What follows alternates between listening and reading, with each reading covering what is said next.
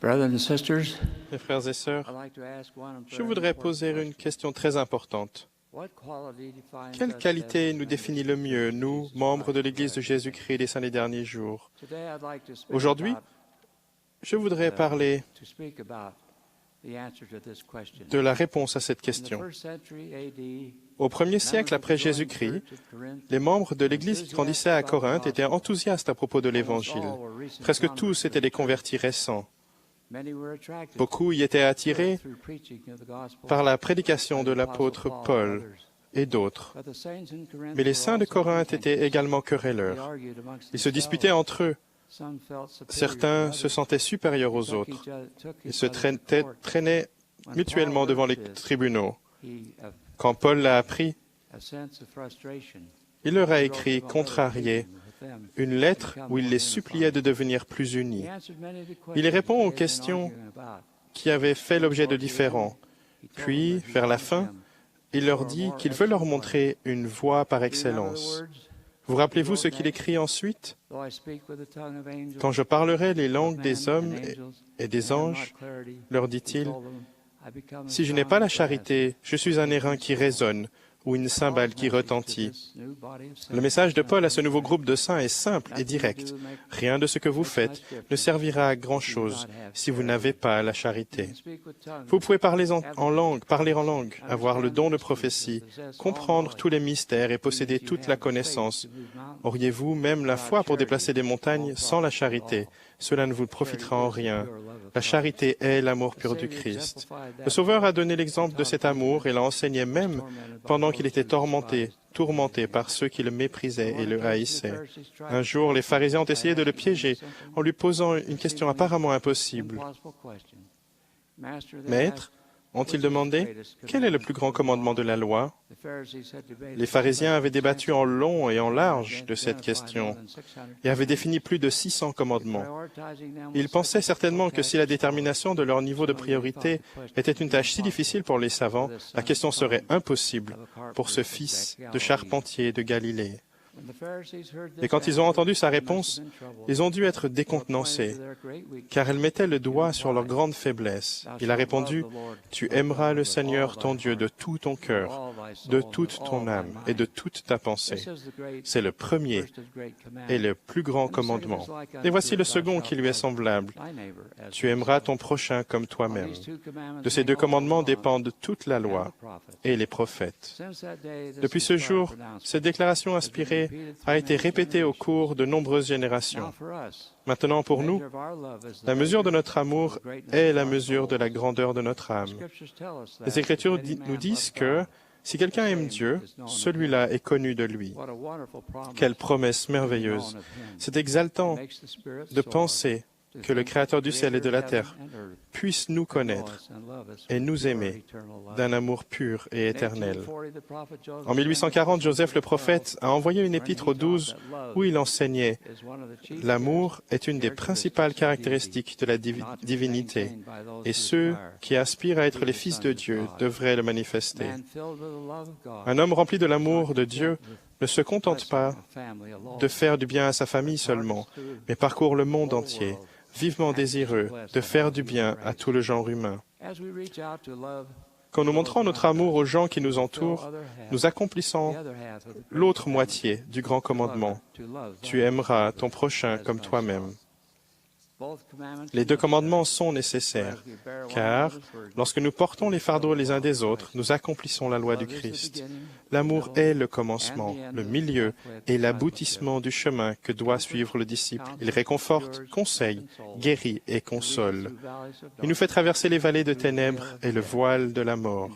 En fin de compte, l'amour nous mène à la gloire et à la splendeur de la vie éternelle. Pour moi, Joseph Smith, le prophète, a toujours donné l'exemple de l'amour pur du Christ.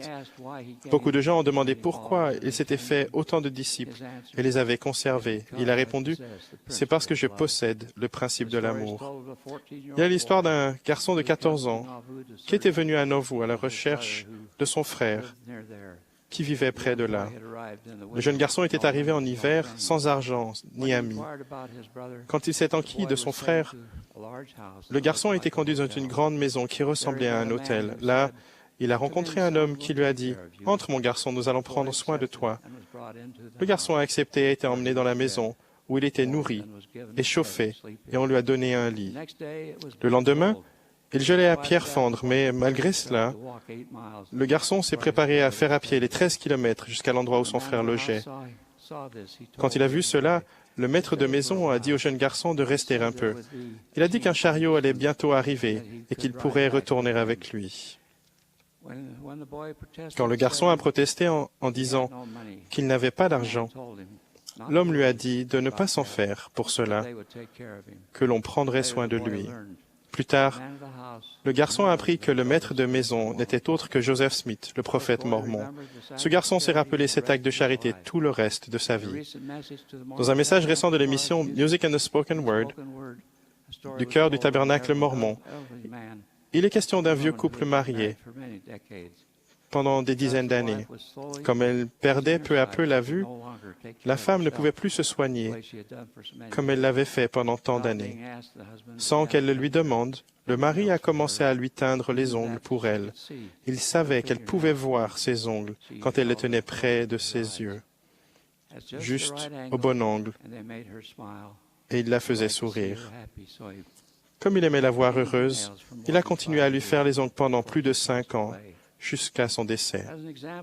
C'est un exemple de l'amour pur du Christ. Ce n'est pas toujours dans les tableaux spectaculaires que les poètes et les écrivains immortalisent que l'on trouve le plus grand amour. Les plus grandes manifestations d'amour sont souvent les actes simples de bonté et de sollicitude que nous faisons pour les personnes que nous rencontrons le long du chemin de la vie. L'amour vrai dure à jamais. Il est éternellement patient et indulgent. Il croit, espère et supporte tout. C'est l'amour que notre Père céleste nous porte. Nous aspirons tous à éprouver un amour comme celui-là. Même lorsque nous commettons des fautes, nous espérons que les autres nous aimeront malgré nos imperfections, même si nous ne le méritons pas. Ah, il est merveilleux de savoir que notre Père céleste nous aime, même avec tous nos défauts. Son amour est tel que, même si nous baissons les bras, lui ne renonce jamais. Nous nous voyons en termes d'hier et d'aujourd'hui. Notre Père céleste nous voit en termes d'éternité. Alors que nous pourrions nous contenter de moins, notre Père céleste ne le fera jamais, car il voit en nous les êtres glorieux que nous sommes capables de devenir. L'évangile de Jésus-Christ est un évangile de transformation. Il nous prend, hommes et femmes de la terre, et nous raffine pour faire de nous des hommes et des femmes pour l'éternité. L'instrument de ce raffinement est notre amour chrétien. Il n'est pas de douleur qui ne puisse apaiser, d'amertume qui ne puisse enlever, de haine qui ne puisse changer. Sophocle, le dramaturge grec, a écrit « Un mot nous libère de tout le poids et de toute la douleur de la vie. Ce mot, c'est l'amour. » Les moments les plus précieux et les plus sacrés de notre vie sont ceux qui sont remplis de l'esprit d'amour. Plus la mesure de notre amour est grande, plus notre joie est grande. En fin de compte, l'acquisition de ce genre d'amour est la vraie mesure du succès dans la vie. Aimez-vous le Seigneur? Passez du temps avec lui. Méditez sur ses paroles. Prenez son joug sur vous. Cherchez à comprendre et à obéir, parce que l'amour de Dieu consiste à garder ses commandements. Quand nous aimons le Seigneur, l'obéissance cesse d'être un fardeau. L'obéissance devient un plaisir. Quand nous aimons le Seigneur, nous cherchons moins les choses qui nous profitent et nous tournons notre cœur vers les choses qui vont faire du bien aux autres et vont les édifier. Quand notre amour pour le Seigneur s'approfondit, notre esprit et notre cœur se purifient. Nous éprouvons un grand changement dans notre cœur, de sorte que nous n'avons plus de disposition à faire le mal, mais à faire continuellement le bien.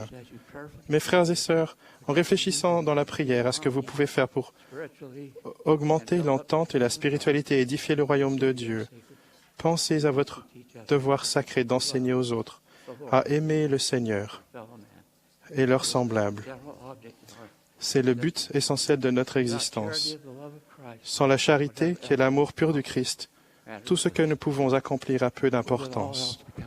Avec lui, tout le reste palpite et prend vie. Quand nous inspirons les autres, et leur enseignons à remplir leur cœur d'amour. L'obéissance découle de l'intérieur dans des actes délibérés de dévouement et de service. Oui, ceux qui font l'enseignement au foyer par devoir, par exemple, peuvent faire leur devoir, mais ceux qui font l'enseignement au foyer par amour véritable pour le Seigneur et pour leurs semblables abordent vraisemblablement cette tâche avec une attitude très différente. Je reviens à ma question de départ. Quelle qualité nous définit le mieux, nous, membres de l'Église de Jésus-Christ des Saints des derniers jours? Je répondrai, nous sommes des gens qui aiment le Seigneur de tout leur cœur, de toute leur âme et de tout leur esprit. Et nous aimons notre prochain comme nous-mêmes. C'est notre signature en tant que peuple. C'est une balise pour le monde, signalant de qui nous sommes disciples. Au jour final, le Sauveur ne posera pas de questions sur la nature de nos appels et ne nous interrogera pas sur nos biens matériels ou sur notre célébrité. Il demandera si nous avons soigné les malades, donné à manger à ceux qui avaient faim et soif, visité ceux qui étaient en prison ou secouru les faibles. Quand nous tendons la main pour aider les plus petits des enfants de notre Père céleste, c'est à lui que nous le faisons. Telle est l'essence de l'évangile de Jésus-Christ. Si nous souhaitons vraiment apprendre comment aimer, tout ce que nous avons à faire, c'est réfléchir à la vie de notre Sauveur. Quand nous prenons les emblèmes de la Sainte Seine, cela nous rappelle le plus grand exemple d'amour de l'histoire du monde. Car Dieu a tant aimé le monde qu'il a donné son Fils unique. L'amour du Sauveur pour nous était si grand qu'il l'a fait trembler de douleur. Lui, Dieu, le plus grand de tous. Elles l'ont fait saigner à chaque pore. Parce que le Sauveur a donné sa vie pour nous, nous avons l'espérance lumineuse, l'assurance et la certitude que, quand nous quitterons cette existence terrestre, nous vivrons de nouveau avec lui. Par l'expiation de Jésus-Christ, nous pouvons être purifiés du péché et avoir part au don de notre Père Tout-Puissant. Alors nous connaîtrons la gloire que Dieu a préparée pour ceux qui l'aiment. C'est là le pouvoir de transformation de la charité. Quand il a donné à ses disciples le commandement nouveau, « Aimez-vous les uns les autres, comme je vous ai aimés », Jésus leur a donné la grande clé du bonheur dans cette vie et de la gloire dans l'autre. L'amour est le plus grand de tous les commandements. Tous les autres en dépendent. C'est notre objectif de disciple du Christ vivant. C'est le trait de caractère par excellence qui, si nous l'acquérons, améliorera le plus notre vie. Je rends témoignage que Dieu vit. Son amour est infini et éternel. Il est accordé à tous ses enfants parce qu'il nous aime et nous a donné des prophètes et des apôtres pour nous guider. Il nous a donné le Saint-Esprit qui enseigne, console et inspire. Il nous a donné des Écritures. Je suis reconnaissant de la toute description de ce qu'il a donné à chacun de nous un cœur capable de ressentir l'amour pur du Christ. Je prie pour que notre cœur soit rempli de cet amour et que nous nous ouvrions à notre Père céleste et aux autres avec une vision nouvelle et une foi nouvelle. Je témoigne que, ce faisant, nous découvrirons une plus grande richesse dans la vie. Au nom sacré de Jésus-Christ. Amen. Merci.